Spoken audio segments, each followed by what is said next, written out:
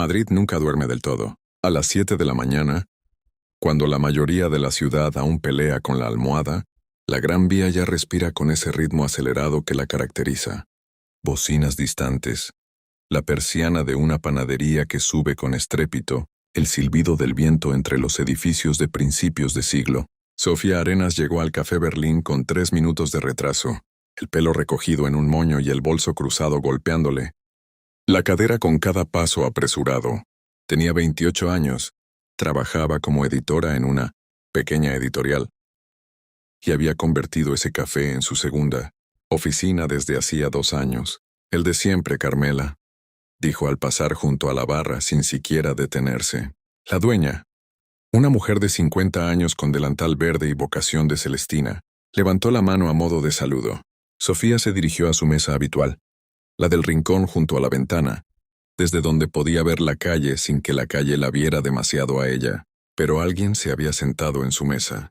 Era un hombre de unos 30 años, con un aire de mundo y un cuaderno de bocetos abierto. Frente a él, dibujaba con una concentración que parecía ajena al mundo, la cabeza ligeramente inclinada, los dedos manchados de grafito, una expresión de fruncimiento suave en el ceño. Sofía se quedó de pie, con el bolso en la mano evaluando la situación. Había otras mesas libres. Podría sentarse en cualquiera de ellas, pero esa era su mesa, la que tenía exactamente el ángulo de luz correcto para leer sin cansarse los ojos, la que estaba cerca del enchufe para el portátil, la que conocía cada centímetro de su superficie de mármol. «Perdona», dijo por fin. «¿Te importaría?» El hombre levantó la vista. Tenía los ojos de un color indefinido entre el verde y el gris, y en ellos había un instante de confusión genuina, antes de que entendiera qué ocurría. «Oh», dijo, «esta era tu mesa». No era una pregunta. Y en esa certeza tranquila, en ese modo de aceptar la realidad sin defensas ni disculpas exageradas, Sofía encontró algo que no supo nombrar todavía. «No importa», oyó decir su propia voz. «Puedo sentarme en otra». Él recogió el cuaderno y se levantó a medias. «O puedes sentarte aquí. La mesa tiene espacio de sobra».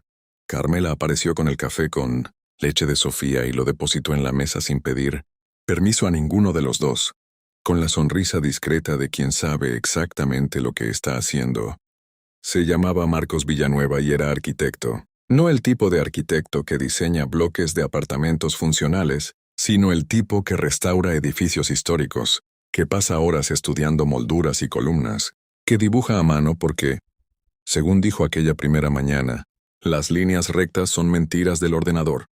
Sofía lo supo todo eso en 20 minutos. No porque él hablara demasiado, sino porque ella preguntó. Era una habilidad profesional, hacer que la gente contara su historia.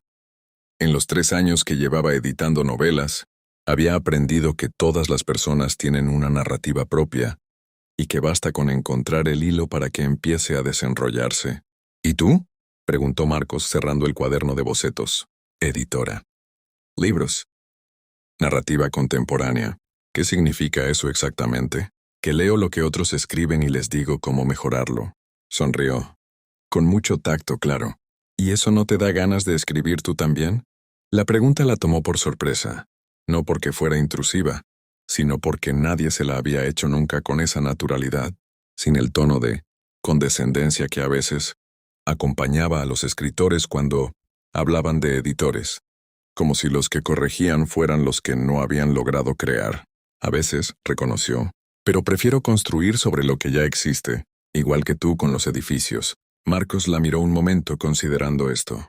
Eso es lo más honesto que alguien me ha dicho sobre su trabajo en mucho tiempo. Ese día Sofía llegó a la editorial con 40 minutos de retraso. Su colega Pilar la miró con las cejas arqueadas. ¿Tráfico? Algo así, dijo Sofía, y se sentó a su escritorio con una sonrisa que no intentó ocultar del todo. Durante las 3 semanas siguientes, Sofía llegó cada mañana al Café Berlín sin saber si Marcos estaría allí. A veces sí, otras no. Cuando no estaba, ella ocupaba su mesa como siempre y trabajaba, pero la mirada se le iba 1 o 2 veces hacia la puerta. Cuando sí estaba, la mesa pequeña se convertía en un territorio compartido. Él con sus bocetos, ella con sus manuscritos. Hablaban poco al principio, luego más. Y en esa transición gradual, casi imperceptible, Sofía fue aprendiendo el vocabulario de Marcos. Los términos técnicos que usaba para describir fachadas, la manera en que gesticulaba cuando explicaba algo que le entusiasmaba, la pausa que hacía antes de hablar de algo importante. Un martes lluvioso de noviembre, él llegó con una idea. Hay un palacio en Lavapiés que están restaurando. Si quieres, te enseño lo que estamos haciendo. Es más interesante de lo que suena. Sofía aceptó sin pensarlo demasiado, que era, según descubriría después, exactamente la forma correcta de aceptar las invitaciones de Marcos. El palacio era del siglo XVIII, reconvertido en viviendas en los años 40, y ahora en proceso de recuperar su estructura original. Marcos la guió por las habitaciones, vacías con la autoridad tranquila de quien conoce cada grieta y cada refuerzo metálico, como si fueran viejos conocidos. ¿Ves esto? Señaló una moldura que rodeaba el techo, parcialmente restaurada. Debajo de 5 capas de pintura, esto llevaba aquí 200 años esperando que alguien lo encontrara. Como los manuscritos, dijo Sofía sin pensarlo. Marcos se volvió hacia ella. ¿Cómo? Los buenos manuscritos. A veces llegan en bruto, llenos de capas de inseguridad o de ruido, y hay que quitarlas todas para encontrar la historia que está debajo, la que el autor realmente quería contar. Él la miró durante un segundo más de lo necesario. Sí, dijo, exactamente como esto. Ese día caminaron por Lavapiés durante 2 horas, hasta que el frío se volvió insistente, y tuvieron que refugiarse en un bar de tapas donde el vino era barato y las mesas estaban tan juntas que tenías que hablar en voz baja para no compartir la conversación con los vecinos. No todo fue sencillo porque las cosas buenas raramente lo son. Sofía tenía un ex que aparecía de vez en cuando como el invierno, sin avisar y con la capacidad de enfriar cualquier ambiente. Se llamaba Rodrigo, era periodista, y habían estado juntos durante 2 años antes de que ella entendiera que él nunca terminaría de elegirla del todo, que siempre habría una historia más importante, una fuente más urgente, una razón para no estar presente. Lo vio en el café un jueves por la mañana. Rodrigo entró con esa manera suya de ocupar los espacios, como si cada habitación fuera un escenario, y se detuvo al verla. Sofía, qué casualidad. Ella supo que no era ninguna casualidad. Marcos no estaba ese día. Y Rodrigo se sentó en la silla vacía frente a ella sin preguntar, como había hecho siempre, tomando los espacios que no le ofrecían. Hablaron durante 20 minutos, o más bien habló él. Y Sofía fue recordando por qué había tardado tanto en terminar esa relación. Porque Rodrigo era brillante y encantador y había momentos en que todo eso hacía olvidar lo demás. Cuando finalmente se fue, Sofía se quedó mirando su café frío y se dio cuenta de que, mientras Rodrigo hablaba, ella había estado pensando en Marcos. No en Marcos específicamente, sino en la diferencia, en cómo Marcos preguntaba en lugar de afirmar, escuchaba en lugar de esperar turno para hablar, dejaba silencios en lugar de llenarlos todos. Esa tarde le envió un mensaje. ¿Tienes planes esta semana?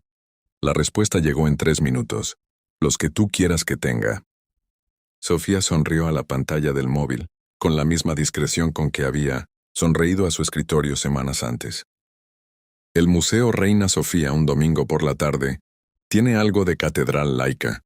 La gente habla en voz baja, camina despacio, se detiene ante las obras con una expresión entre el asombro y la perplejidad que los hace a todos, por un momento iguales. Fue idea de Marcos. Sofía había asumido que los arquitectos preferían el Prado, con su orden clásico y su claridad estructural, pero Marcos la sorprendió. El arte contemporáneo me interesa más. Hay más preguntas. Se detuvieron largo tiempo ante el Guernica. No hablaron. Sofía había visto el cuadro antes, en visitas escolares y en reproducciones, pero verlo ahora al lado de Marcos, con el silencio que él sabía construir a su alrededor, era diferente, como leer un libro por segunda vez y encontrar en él algo completamente distinto. ¿En qué piensas?, preguntó él finalmente. En que hay cosas que solo se entienden en presencia de alguien. Marcos no respondió inmediatamente. Caminaron hasta la siguiente sala y fue allí, frente a una tela enorme de color negro con una sola línea roja, cuando él dijo, «Me alegra que ese alguien seas tú». Era la primera cosa directamente romántica que decía. Sofía lo sabía. Él también lo sabía. Y en ese saber compartido, en esa conciencia mutua de que algo había cruzado un umbral, estuvo la ternura mayor de toda la tarde. Salieron del museo cuando ya anochecía. Madrid en noviembre a las 7 de la tarde es una ciudad de luces anaranjadas y vapor de los cafés, de gente con bufandas y prisa. Caminaron sin rumbo fijo durante un buen rato, y en algún momento, sin que ninguno de los dos lo decidiera conscientemente, sus manos se encontraron. No se dijeron nada al respecto. No hacía falta. El apartamento de Marcos estaba en Malasaña, en un edificio de los años 20, con el ascensor original aún funcionando, lento y ruidoso, como un animal viejo pero digno. Las paredes del piso estaban cubiertas de planos, fotografías de edificios, bocetos a diferentes escalas. Había libros por todas partes con la misma falta de sistema que tenía la biblioteca de Sofía, y ella encontró en ese desorden compartido una especie de reconocimiento. «Perdona el caos», dijo él, aunque no parecía particularmente arrepentido. «El caos organizado es lo más honesto que existe», respondió ella, mirando una estantería donde los libros de arquitectura convivían con novelas, guías de viaje y lo que parecía ser una colección completa de Julio Verne. Marcos cocinó pasta, no con pretensiones, sino con esa eficiencia tranquila que tienen las personas que cocinan, porque necesitan comer, no para impresionar. Pusieron música, bebieron vino, y la conversación fue derivando de lo general a lo particular, de los temas seguros a los que requieren algo más de confianza. Sofía habló de su familia en Sevilla, de los años en que había dudado entre quedarse o marcharse a Madrid, de cómo la ciudad la había absorbido sin pedirle permiso y sin que ella pudiera quejarse del todo. Marcos habló de su padre, que también había sido arquitecto, y había muerto cuando Marcos tenía 16 años, y de cómo había tardado años en entender que estudiar arquitectura era tanto una vocación propia como una forma de mantener viva una conversación interrumpida. Era ya pasada la medianoche cuando Sofía miró el reloj. «¿Debería irme?» «Sí», dijo Marcos sin moverse. Se miraron durante un momento, que tenía el peso específico de los momentos, que uno recuerda después. Él la miró y sintió la necesidad de decirle algo. «Sabes que desde el primer día que te conocí en el café me pareciste la mujer más guapa, interesante que jamás había visto. Y cuando aceptaste compartir mesa conmigo interpreté eso como una señal. Sentí que en algún momento, no sabía cuándo, esto iba a pasar». Se acercó a ella y la tomó de la cintura y la besó lento, sin prisa, disfrutando cada dulce momento, como si el tiempo fuera un recurso del que disponían de sobra. Sofía respondió al beso colgada de su cuello y esa noche fue sin duda algo que los dos recordarían por siempre. Diciembre trajo consigo la primera crisis seria. Sofía llevaba semanas trabajando en el manuscrito de un autor al que la editorial había apostado fuerte, una novela de 600 páginas que necesitaba una revisión estructural profunda. Las noches se hicieron largas. Los fines de semana desaparecieron y Marcos, que era paciente pero también humano, empezó a sentir el peso de la distancia. «No te pido que siempre estés disponible», dijo un día, con esa honestidad directa que Sofía admiraba y que, ahora mismo, le resultaba difícil de recibir. «Pero a veces tengo la sensación de que me llamas cuando te viene bien, no cuando quieres verme».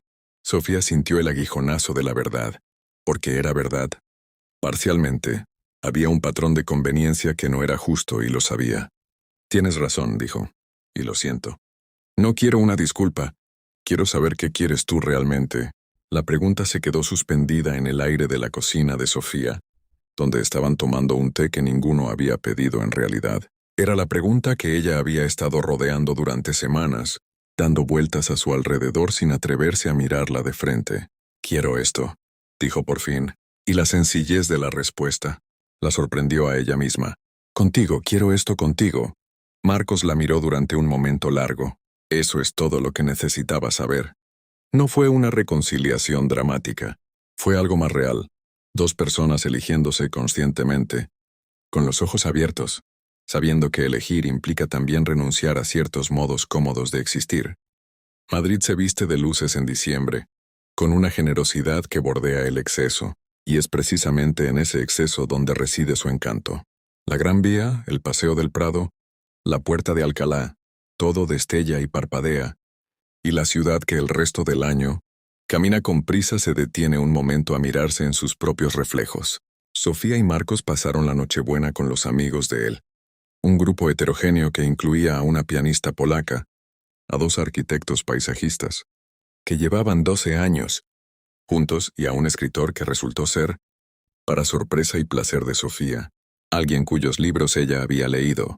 La noche fue larga y ruidosa, y llena de la clase de conversaciones que solo ocurren cuando hay suficiente vino y suficiente confianza. Sofía observó a Marcos en su elemento, cómo escuchaba a todos, cómo sabía cuándo decir algo gracioso y cuándo quedarse callado, cómo hacía sentir a cada persona en la habitación como si fuera importante. Cerca de las 2 de la mañana, salieron a la terraza del apartamento de la pianista polaca. Madrid se extendía abajo con sus millones de luces, su rumor constante, su belleza imperfecta y tenaz. ¿Feliz?, preguntó Marcos. Sofía consideró la pregunta con la seriedad que merecía. Claro que sí, dijo. Completamente sí. Él la rodeó con el brazo y ella se apoyó en él, y estuvieron así un buen rato mirando la ciudad que los había traído hasta ese punto, sin decir nada más porque no había nada más que decir. Enero llegó con esa brutalidad particular de los eneros madrileños. Frío seco, cielos blancos, la ciudad despojada de su disfraz navideño y de vuelta a su versión más honesta. Y en esa honestidad, Sofía y Marcos encontraron algo que no habían tenido tiempo de buscar durante los meses anteriores: la rutina. No la rutina como desgaste, sino la rutina como arquitectura. Las mañanas en el Café Berlín cuando podían coincidir, las cenas entre semana en el apartamento de uno o del otro, los sábados con planes y los domingos sin ellos, la forma en que él sabía que a ella no le hablaran antes del primer café, y la forma en que ella aprendió que cuando él estaba callado no era ausencia sino concentración. Un sábado de enero, Marcos extendió sobre la mesa del comedor el plano de un proyecto nuevo. La rehabilitación de un edificio en el barrio de Salamanca que incluía, en la última planta, un apartamento de diseño propio. ¿Qué te parece?, preguntó, señalando la distribución de los espacios. Sofía estudió el plano con la misma atención con que leía un manuscrito. «Esta habitación no tiene suficiente luz», dijo, señalando un cuarto interior. «¿Podrías abrir una ventana aquí?». Marcos la miró con una expresión que ella no supo descifrar del todo en ese momento. «Es para ti», dijo él. «El apartamento. Si quieres. Si algún día…». No terminó la frase. No hizo falta.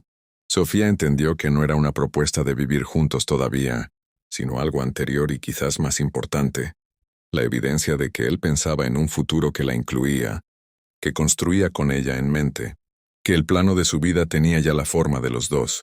«Abre la ventana», dijo ella. «Necesito luz para leer». Y con esas 5 palabras, sellaron algo que ningún contrato habría podido formalizar mejor. Febrero trajo la lluvia que enero había olvidado y también, inesperadamente, la primera gran exposición profesional de Marcos. Una muestra colectiva de arquitectura en el Centro Cultural Conde Duque, donde presentaba el proyecto de restauración del Palacio de Lavapiés. Sofía llegó a la inauguración con 10 minutos de antelación, algo completamente inédito en ella, y se quedó mirando los paneles y maquetas con una mezcla de orgullo y asombro que no había previsto sentir con esa intensidad. El trabajo de Marcos estaba allí desplegado. Los planos detallados, las fotografías del antes y el después, las acuarelas de los espacios restaurados, y en todo ello había algo que Sofía reconoció, no porque entendiera de arquitectura en términos técnicos, sino porque entendía de narrativa. Había una historia en ese trabajo, una historia de paciencia, y de fe en que debajo de las capas siempre hay algo que merece ser rescatado. Marcos la encontró en la sala principal, frente a una fotografía de la moldura del techo, la que le había mostrado el día que visitaron el edificio juntos. «¿Y bien?», preguntó. «Es extraordinario», dijo ella, y lo decía en el sentido más literal, fuera de lo ordinario, capaz de provocar algo. Más tarde, cuando la inauguración se fue vaciando y solo quedaban los más rezagados con sus copas de vino, salieron a la calle. La lluvia había parado, y Madrid brillaba con esa limpieza efímera que deja el agua en el asfalto, las farolas duplicadas en los charcos, la ciudad por un momento quieta. «Tengo que decirte algo», dijo Marcos. Sofía lo miró. Había aprendido a leer sus silencios previos, y este era de los importantes, el proyecto de Salamanca. Cuando lo presenté al promotor, mencioné que el apartamento de la última planta tenía un diseño especial. Me preguntó para quién. Le dije que para la persona con quien quiero construir el resto de mi vida. La calle estaba casi vacía. En algún lugar cercano, alguien tocaba una guitarra desde una ventana abierta, y la melodía flotaba en el aire húmedo con esa fragilidad perfecta de las cosas que existen solo en ese momento. ¿Y qué dijo el promotor?, preguntó Sofía, porque necesitaba un segundo para que las palabras de Marcos encontraran su sitio. Dijo que era una razón excelente para hacer el trabajo bien. Sofía se rió, y en esa risa estaba todo. El café de la esquina un martes de octubre, el Palacio de Lavapiés, el museo un domingo, la tormenta de diciembre, los planos sobre la mesa del comedor, la historia completa. Se tomaron de la mano y caminaron bajo las farolas. Entre el ruido permanente de la ciudad y el silencio particular que habían construido, que era quizás la cosa más parecida a un hogar que cualquiera de los dos había tenido. Madrid seguía siendo Madrid, ruidosa, imperfecta, absolutamente viva. Y en ella, dos personas habían encontrado la manera de escucharse por encima de todo ese ruido. Eso, pensó Sofía, era suficiente. Más que suficiente.